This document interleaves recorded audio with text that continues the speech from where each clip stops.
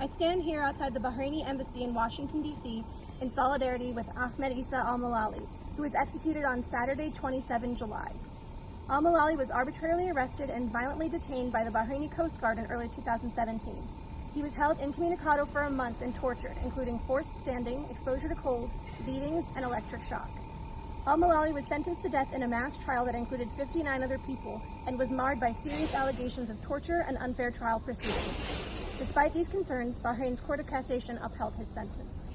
I stand here outside the Bahrain embassy in Washington, D.C. in solidarity with Ali al-Arab, who was detained without a warrant in 2017 for allegedly assisting in the January escape from Jau prison.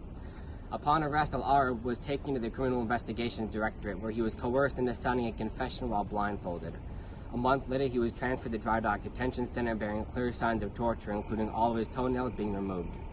That same day, al-Arab was severely beaten for refusing to kiss a guard's boot, to the point that he was unable to stand the next day and had to be taken to the prison clinic in a wheelchair. In a mass trial in January 2018, the same one as Ahmed al-Mulali, which was marred by allegations of torture and due process violations, he was sentenced to death. Al-Arab was transferred a few days later to Jau prison, where he was tortured for 6 consecutive hours and then taken to an unknown location where he very possibly faced more abuse.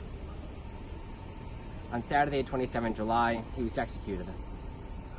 Adhrb condemns in the strongest possible terms al-Arab and al-Mulali's executions, and we call upon the international community, including the United States and the United Kingdom, to publicly condemn these executions.